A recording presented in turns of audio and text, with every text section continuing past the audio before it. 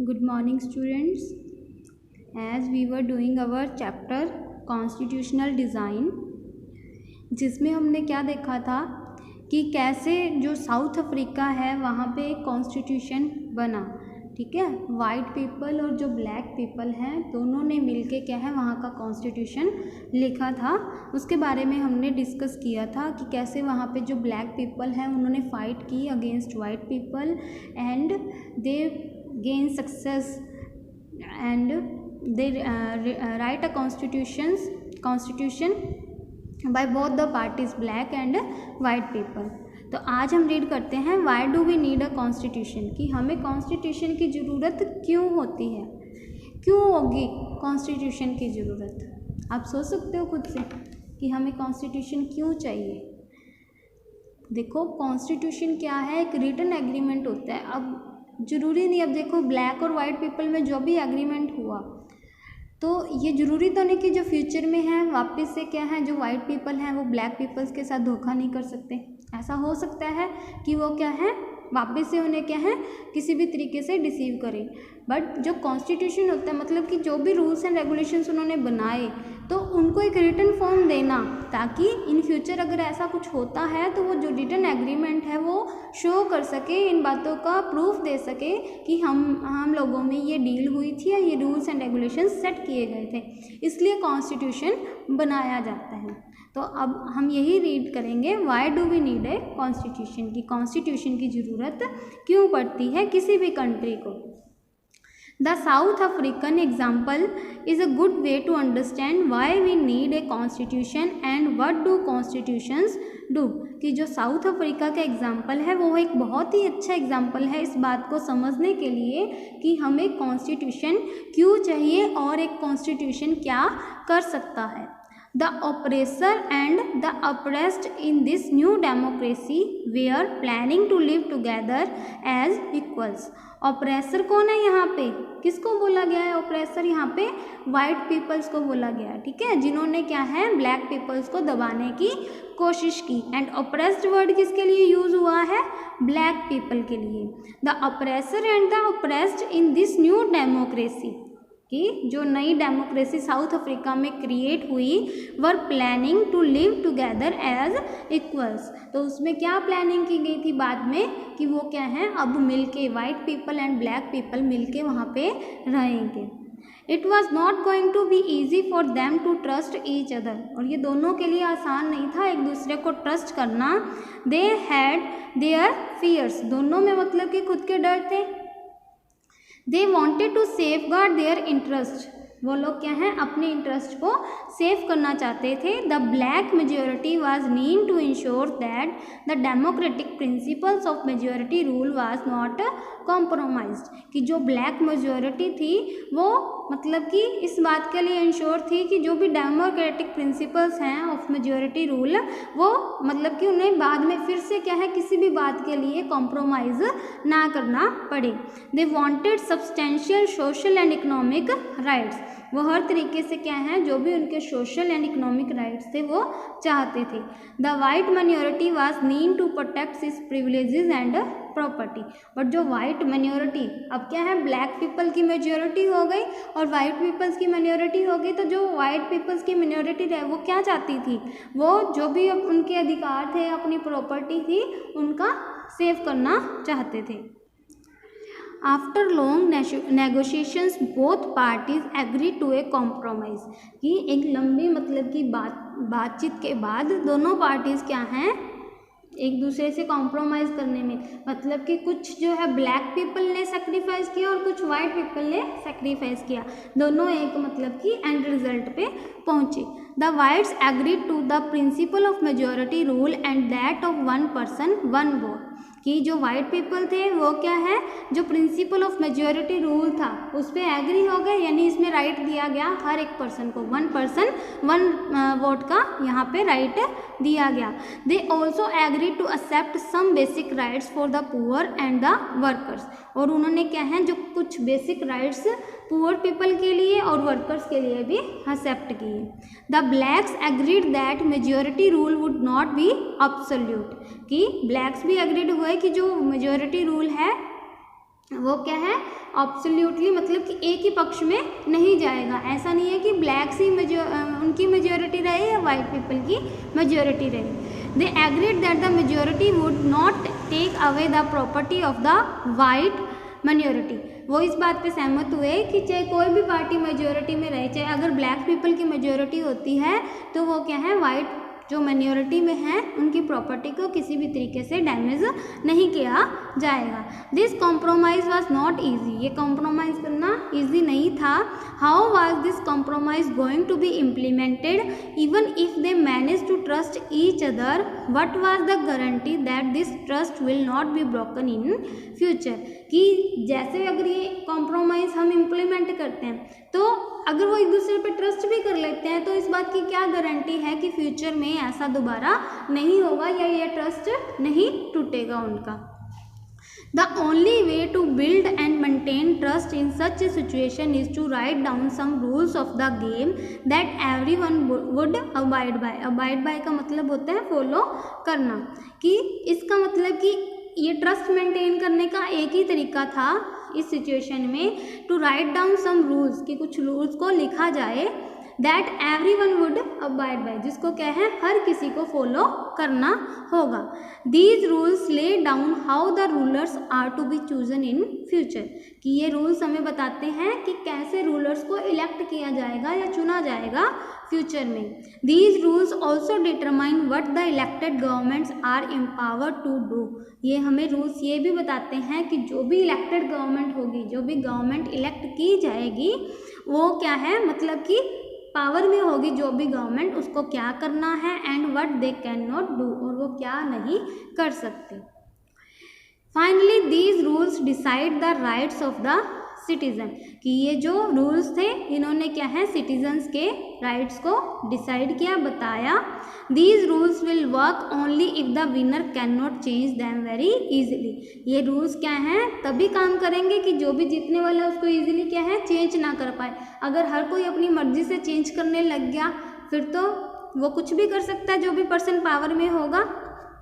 This is what the south Africans did, यही था कि जो साउथ अफ्रीकन्स के लोगों ने किया। They also agreed that these rules will be supreme, उन्होंने इस बात पे भी सहमति जताई कि यही सुप्रीम लॉ होगा, यही रूल्स क्या हैं सबसे ऊपर माने जाएंगे और सबको इसको फॉलो करना पड़ेगा। That no government will be able to ignore this set of basic rules is called a constitution, इसलिए जो बेसिक रूल्स जो लिखे गए हैं इनको क्या बोलते हैं, कॉन्स्टिट्यूशन कहा जाता है। Constitution making is not unique to South Africa, every country has diverse groups of people, कि जो कॉन्स्टिट्यूशन लिखना या बनाना ये सिर्फ साउथ अफ्रीका में एक यूनिक चीज़ नहीं है, मतलब कि अलग सी चीज़ नहीं है। हर country has diverse groups of people, हर कंट्री में क्या है बहुत से मतलब कि अलग भांति भांति के लोग रहते हैं। Their relationship may not very have been as bad that between the whites and the blacks in South Africa. ये कह रहे हैं कि हो सकता है कि उनके जो रिलेशनशिप्स हैं may not have been as bad as that between the whites and the blacks, की मतलब कि हर कंट्री में जो अलग अलग तरह के लोग रहते हैं हो सकता है कि उनके रिलेशंस इतने ख़राब ना हो जैसे कि हमने साउथ अफ्रीका में देखा ब्लैक्स और वाइट लोगों के बीच में। But all over the world people have differences of opinion and interest, कि ऑल ओवर द वर्ल्ड क्या है लोगों की ओपिनियन है, ठीक है, उनमें क्या है डिफरेंसेस हैं। हर किसी का इंटरेस्ट मतलब कि एक ही जगह तो नहीं होता, एक ही तरफ इंटरेस्ट नहीं होता, लोगों का इंटरेस्ट भी क्या है अलग अलग एक्टिविटीज़ में हो सकता है। Whether democratic or not, most countries in the world need to have these basic rules, चाहे कोई कंट्री डेमोक्रेटिक है या नहीं है फिर भी क्या है जो मोस्ट ऑफ कंट्रीज हैं वर्ल्ड में उसमें क्या है ये बेसिक रूल्स की ज़रूरत है।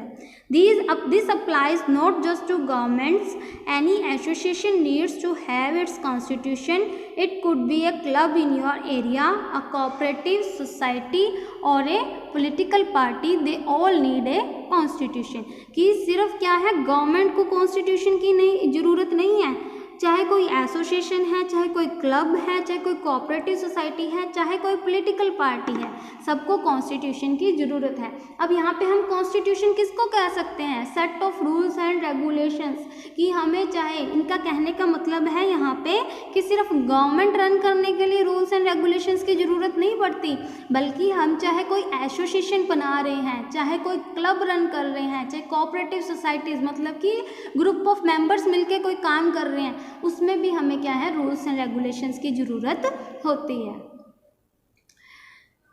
Thus, the constitution of a country is a set of written rules that are accepted by all people living together in a country. इसलिए हम क्या कह सकते हैं कि constitution of a country is set of written rules, कि constitution क्या है किसी भी कंट्री का?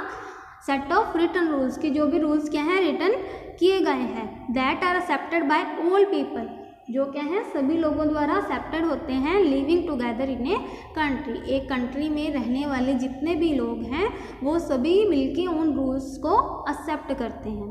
Constitution is the supreme law that determines the relationship among people living in A territory called citizens and also the relationship between the people and the government, कि constitution ही क्या है, supreme law, सबसे बड़ा कानून माना जाता है जो रिलेशनशिप बताता है, डिटरमाइन करता है किसके बीच में, living in people living in A territory, territory क्या होती है, किसी भी एरिया में रहने वाले लोग का, जिसको हम सिटीजन्स नागरिक भी कहते हैं, relationship between people and government के बीच में एक रिलेशनशिप जो बताता है।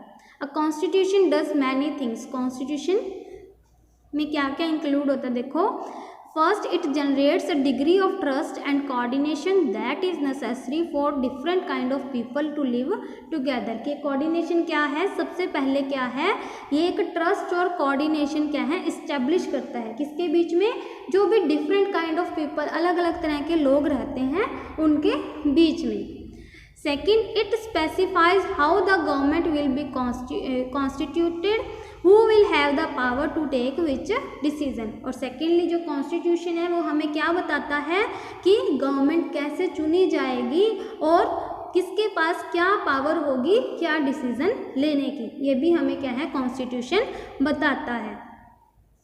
Third, it lays down limits on the powers of the government, third ये क्या है, गवर्नमेंट की जो लिमिट्स हैं, पावर लेने या डिसीजन मेकिंग की जो भी लिमिट्स हैं उनको डिफाइन करता है, and tells us what the right of the citizens are, और हमें क्या बताता है कि सिटीजन्स के क्या क्या राइट्स हैं, फंडामेंटल ड्यूटीज़, राइट्स, उनके बारे में हमें बताता है। Fourth, it expresses the aspirations of the people about creating a good society, कि लोगों की क्या क्या उम्मीदें हैं, कि कैसे क्या है हम एक अच्छी सोसाइटी क्रिएट कर सकते हैं, उसके बारे में हमें बताता है। कॉन्स्टिट्यूशन हमें क्या बताता है, एक तो क्या है, ये डिफरेंट काइंड ऑफ जो पीपल हैं उनके बीच में ट्रस्ट मेंटेन करता है। सेकंड, कि किस तरीके से गवर्नमेंट चूज़ की जाएगी और गवर्नमेंट को कितनी पावर है किस तरीके के डिसीजन मेकिंग करने की, उसके बारे में बताता है। गवर्नमेंट की लिमिट्स को मेंटेन करता है और राइट्स बताता है सिटीजन्स के।